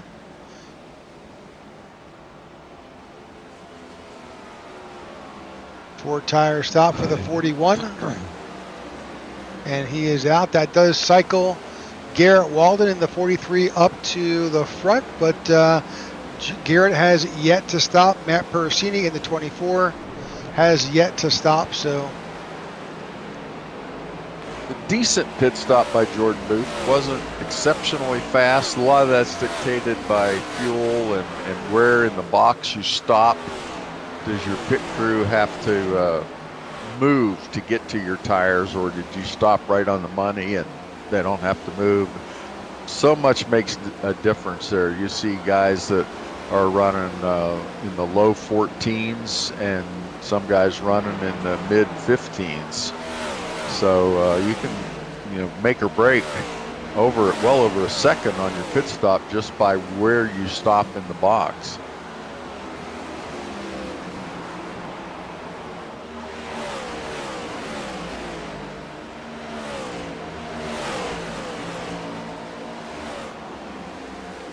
Garrett Walden makes his way onto pit road. That puts probably Matt Persini up to the front. But now the rest of these drivers, there's a few drivers that still have not come in. Matt Persini came in on lap 94. He should be due at some point. But he can hang out there for a while before needing to come in. That may be an interesting strategy on this 24. Yeah, I was waiting for my timing and scoring to catch up. It gets a little bit behind sometimes. Yeah, I mean he's not. Now he's now showing up at the point. You assume he can go to lap 130, almost to 140. Yeah, that's not bad if you're going to wait out potentially a caution. Yep, right now we have 3 cars racing for that lucky dog. Scott Thomas in the 79, Dan Hughes in the 6, and the 3 car of Ron Fitting. All 3 of those guys 1 lap down, and they'll be battling for a lucky dog should we get another caution flag. Field is all spread out on this 1.33 mile track. Right now, Matt Piracini in the 24 Apex Motorsports Chevrolet, in that familiar paint scheme, is running out in front. You've got Travis Bennett, who was your pole sitter, out there in second. Eric Jeffers is in third. And we'll bring up that timing tower so you can see your favorite driver. When the cars get spread out like this, that's when the drivers have time to really think and take care of some of that strategy. But at this point of the race, they've really, they've most of them have stopped for their last time, and they're just out there now. They've got to focus their efforts and their energy on saving their tires, not using too much fuel in a few cases, but really just taking care of their equipment and keeping those lap times as fast as they can.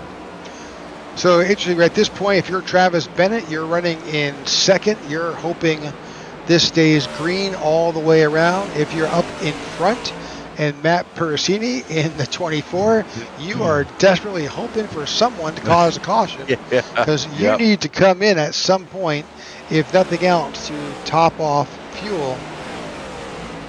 Yeah, he is not in an enviable spot right now, because even, he's got 10 laps older tires, so he's going to start falling off the pace at some point.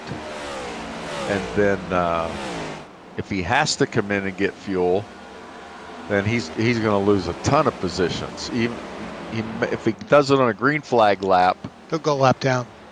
Yep, absolutely. If he can do it under caution, but a lot of these guys won't have to stop for fuel. But do they stop? Do they pit anyway and get right side tires? So interesting. We still got 27 laps to go, and a lot of decisions to be made by these guys yet to come. Well, he's still got about a 1 point something and change delta between himself and Travis Bennett, who's behind him, running on about 10 better lap tires. He's coming up to the lap car of Clark France. Actually, he's not lapped as of yet. Clark is the last car on the lead lap.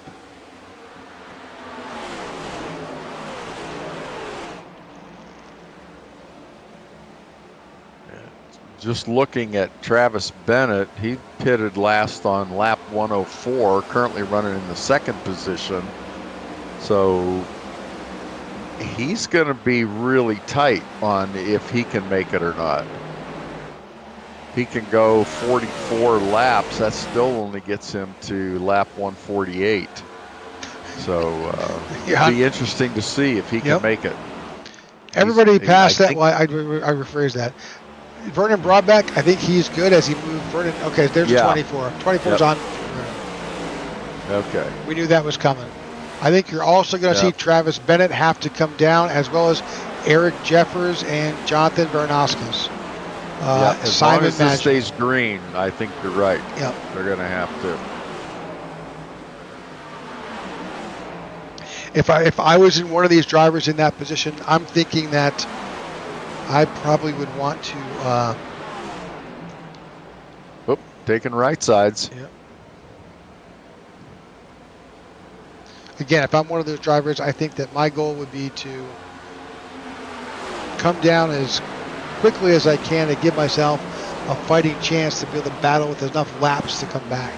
Yeah, I think you're right. I think that was a good move by Matt there to get in there and get back out again and live to fight another day. Unfortunately, that does put him down a lap.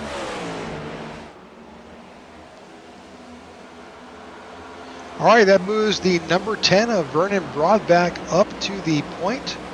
Vernon should be good to go to finish this race with what he's got.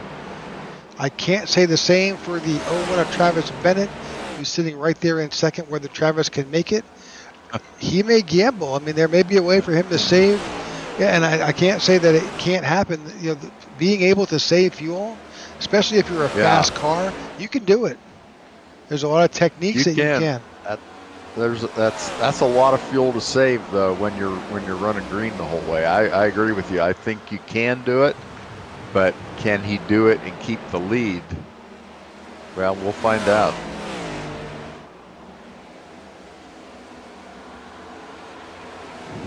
Very interesting strategies in this race. Travis Bennett had one of the faster cars in this race, and then right now running second.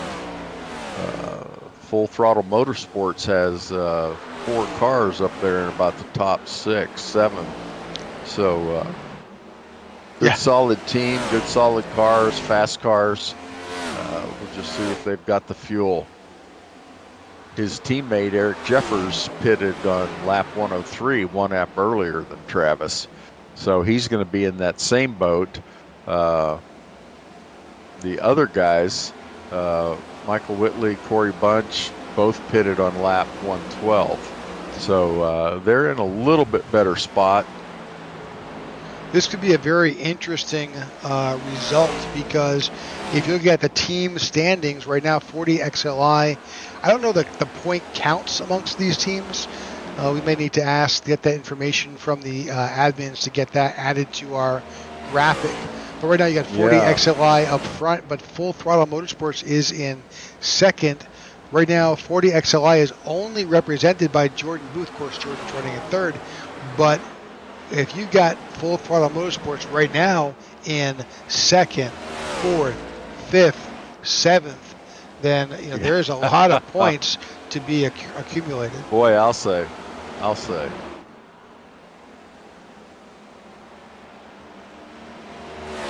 All right, 19 laps to go here at Nashville SuperSpeedway. Just a handful of cautions tonight, with some great racing by these iNRS drivers here in this Ally 200. This race is winding down, and it's gonna be it's definitely been our strategy race that we talked about at the beginning. Do they have enough fuel to make it the way around? I think Vernon Broadbeck does. I think Jordan Booth does. I think Michael Whitley does. We'll see. Some of these other drivers who pitted earlier, Travis Bennett in the 01, I don't know if Travis has enough to make it around. He's dropped back to 6th.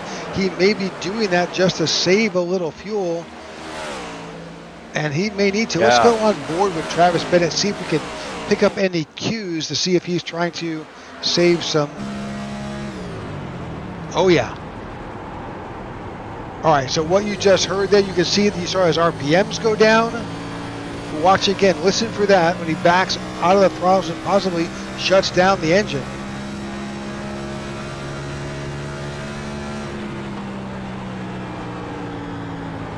He's going to lose another spot now, but I think you're right. I think he's in fuel saving mode, trying to get to the end.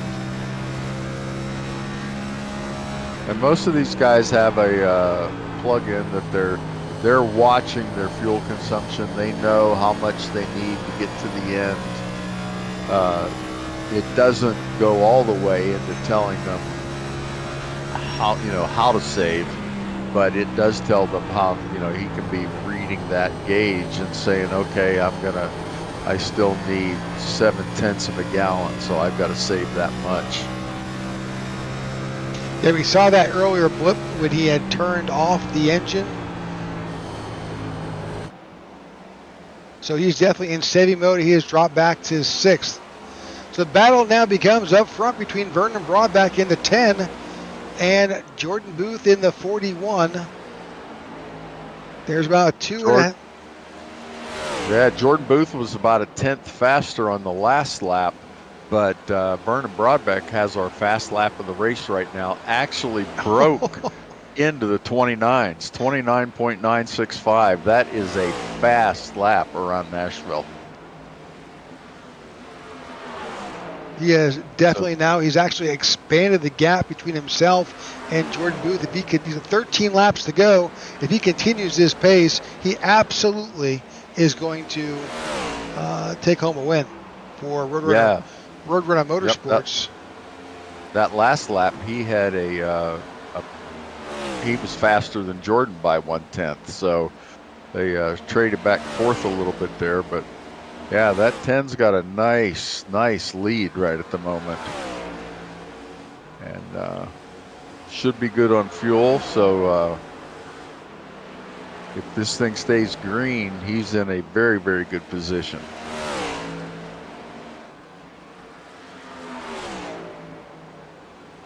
"12 laps to go." He's got about a 10-car length lead, it looks like. Now it's expanding over 3 seconds. That's some great driving. Yeah, that is tough to make up.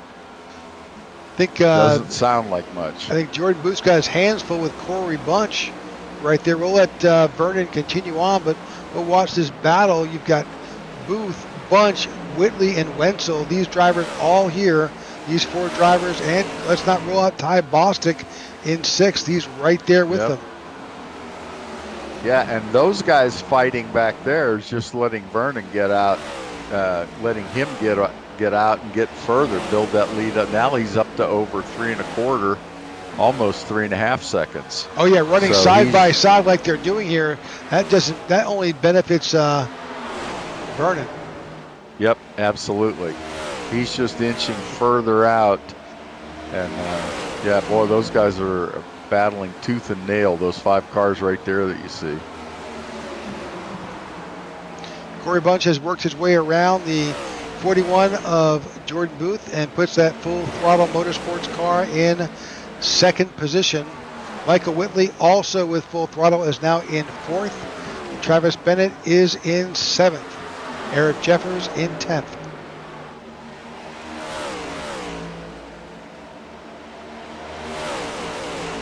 But your leader, Vernon Broadbeck, Roadrunner Motorsports, all by himself out in front. He's got a 3.37 or so, almost 3.4 second lead over 2nd place Corey Bunch. We'll see if Corey can cut that down, but only with 8 laps to go.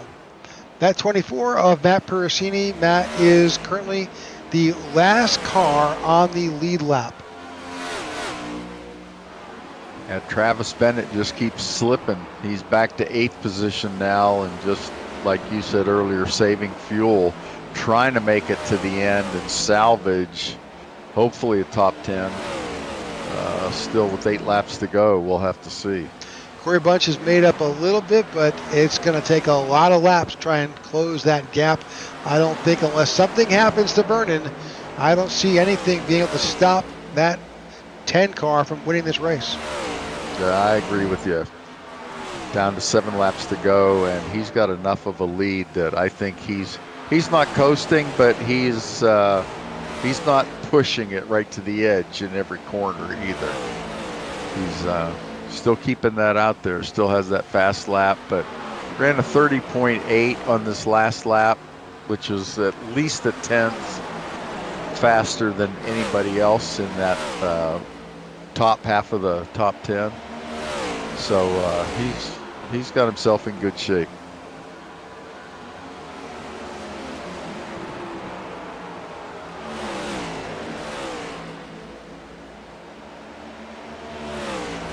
Now it looks like Corey Bunch has pulled out a little bit as well. He's got at least a half a second on Jordan Booth there.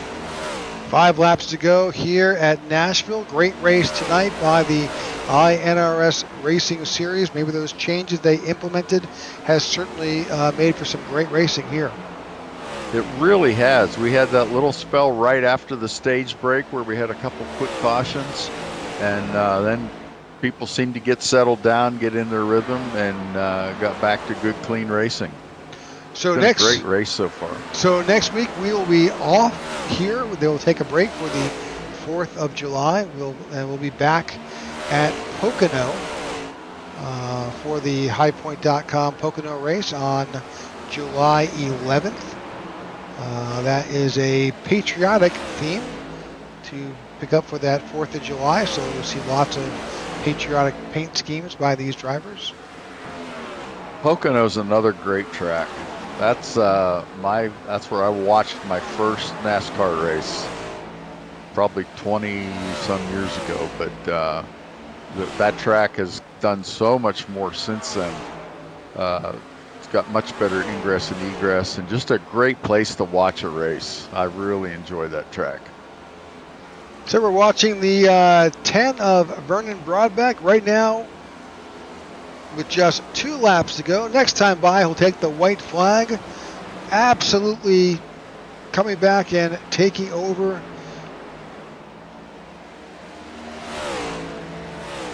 Travis Bennett is still out there. He has slipped back some, but he's in that 10th spot right now. Has let's see, probably not much of a he's tooth and nail on if he's going to stay in 9th, 10th, or 11th. There's a lot of guys running very, very close together there. Yeah, if you remember back to when we kicked off this event, look at drivers who have excelled at this style of track. We looked at Corey Bunch, we saw Jordan Booth, we saw Eric Jeffers, and we also said look at Vernon Broadbeck, and we are looking at Vernon Broadbeck absolutely. Oh, second half of this race. Yeah, second half of the race, he has torn it up. He's done a great job. Really settled into a good rhythm and got his car driving the way he wants it to drive. Good strategy. Great race. There's your winner, Vernon Broadbeck here. And he punches his ticket now into the playoffs.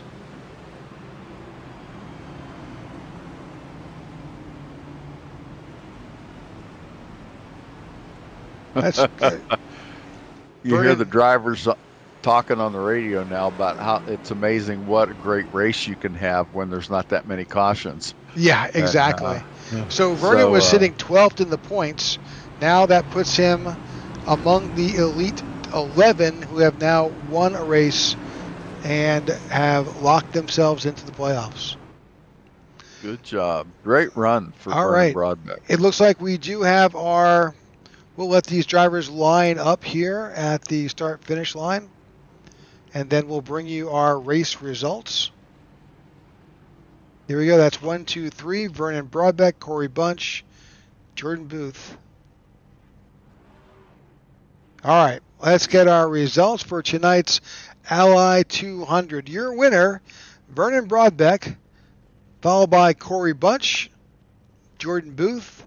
Jordan Wenzel takes 4th. Ty Bostic, great finish, top 5 for Ty Bostic. Michael Whitley in 6th, Alex Murphy in 7th, Jacob Musso in 8th, Vince Burns in 9th, and Travis Bennett finishes in 10th. You've got Eric Jeffers in 11th, followed by Jonathan. You got to help me. Karanauskas. There you go. In 12th spot, Nick Alves in 13th, followed by Richard Mills, Tyler Lem, Corey Ennis in 16th, and Mike Wheel in 17th. In 18th, go ahead. 18th is Garrett Walden, 19th Matt Parasini, and 20th Tony Japs, rounding out those top 20 there. 21st, Scott Thomas. 22nd, Clark Franz. Dan Hughes in 23rd. Simon Madgen in 24th. Ron Fitting in 25th. 26th is Austin Walton. 27th finishes with Joe Musso. Great job tonight. Todd Smith finishes 28th. And unfortunately, Martin Giroux, after that incident, finishes in 29th. Yeah, 2 of those guys that were involved in that one incident that we spent time showing both finished multiple laps down. Too bad for them. That wasn't their fault. They just got caught up in a mess that happened there. Here we go. And we've got the 3rd place finisher, Jordan Booth, in the broadcast booth tonight. Jordan, congratulations on your finish. Thanks, guys. Yeah, Go ahead, Jeff. I just wanted to ask Jordan what all you were doing to save fuel there at the end. I did a little bit before the last pit stop, which hindsight being 2020 was stupid since I made it by a ton. I could have easily pulled away from Vernon, but I was like, I just want to be, I want to be sure. I want to be sure. So I saved a little bit, let him kind of just ride there. I was just managing the gap. And then, I mean, other than that, I didn't do any fuel saving. It was just go, go, go from there. Okay. Yeah, we kind of figured you had about 44 to 45 laps tops on that tank of fuel, barring, with the shifting. I guess that's the wild card, because when you're shifting like you were, that definitely consumes more fuel. Yeah, a little bit. I mean, the way I was saving fuel was I was short shifting up to fifth. I was shifting at about 8,500 RPMs as opposed to 88. And then whenever I was just riding behind Travis there for a hot second, just like 75% throttle, 80% throttle, not really trying to pass him, which looking back on it now is a pretty dumb decision. But I mean, we live and we learn, don't we? We do, absolutely. Well, listen, congratulations on your P3 finish. I think Vernon really had what it took tonight, and certainly you guys were battling towards the end, but congratulations on your P3 finish. You were without your teammate tonight. I'm sure that that didn't hurt, or didn't help, rather. So. Yeah, he would have been good to lean on for information. I mean, I still went out there and won the first stage pretty easily, so that's a playoff point in the bag. Good Absolutely. Point stay, increasing the lead back to second, so trying to get that regular season title. But would have been cool to see us try and do some alternate strategies there. That would have definitely been the race to try it, with the tire fall off being what it was. But no, I mean, Vernon executed well all night, getting on and off pit road. I was screwed up getting off of pit road on my last pit stop and put me back there with Michael and all them, and I got a little bit of right front damage from hitting the back of somebody and just made me super tight. But no, I mean, Vernon executed all night. He was always up there. I think he only made one person mad tonight, so that might be a new record for him. But no, congrats to him. That's cool to see him win. Any shout-outs tonight, Jordan? Yeah, McConey Setup Shops. If you guys want to drive a setup that doesn't chew a right front like this fit setup does, go give them a shout. Yeah, I'll give Brendan a shout out. He wasn't able to make it tonight. Missing him a little bit. He would have been cool to race with. I'll give a shout out to Mike Wheel. He was almost getting his first stage points tonight. He was close. He was really close to it. So we're getting him there. We're getting him there. And then you guys for the show that you guys put on, and then Josh for making the changes, so that way you guys didn't have to watch us wreck every 5 laps tonight. It was a good, solid race. It was. Yeah, we appreciate it. Yeah. All right, that's your third place finisher, Jordan Booth, taking it home, bringing it home for third place finish for the 40 XLI team. We'll bring in our second place finisher, who worked super hard to try and get back up there, Mr. Corey Bunch. Congratulations. Good showing by Full Throttle Motorsports. Oh, yeah, thank you. Oh, my foot just got a cramp. Hold on a second here. Oh, trying to get out of the car here. I'm cramped up, man. Oh, boy. That's hot. That is hot. Great finish tonight, Corey, of you and your team. Yeah, we wasn't really, well, I'll say this. Travis was probably the only guy who really thought he had a good lap in, and then you had everybody else that was like 11th, 12th, and then Whitley was back there somewhere. But we rallied pretty well. It was just we had to let the race kind of cool down just a little bit to be able to have a chance to, show what we had, and it worked out pretty good. Yeah. Actually, Michael Whitley finished in 6th officially for the race. Travis Bennett in 10th. Eric Jeffers in 11th. Yeah, it was unfortunately for Eric and Travis, they had to try to save fuel because they were short, so that's why we was able to pounce on them. But I was more surprised with meeting up with Booth in that last pit stop. I'm like, what's going on? It's like Booth's right here. So I'm like, I'm gonna race him hard. Yeah. Well, I think you guys did it, and the bad news is that definitely allowed Vernon to increase his gap over you guys as you were battling back there. Once you separated and charged, there just wasn't enough laps left in the race. Yeah, there wasn't enough time. I mean, Vernon congrats to him. It's been a long time coming for him to get a win. And, like I was saying before, whoever was Brogdon's teammate last year, which it was Vernon, because Brogdon last year just dominated. And this come around, I finished one position higher, but it's not the one position higher that I would like for it to be. So we'll take second.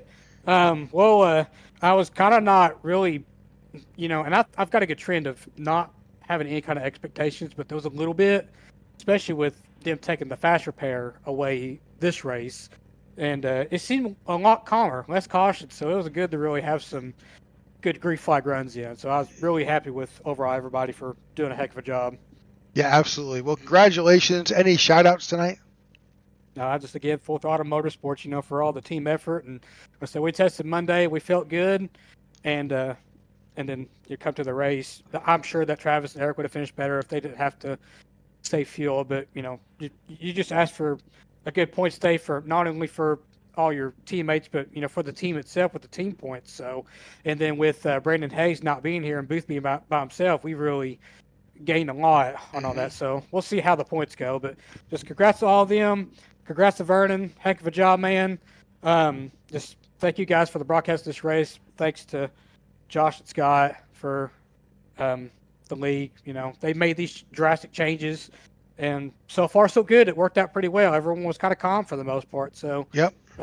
That's kind of the league's got a potential, and it showed tonight. So I'm really happy about that. Absolutely. Well, we'll see you in 2 weeks at Pocono.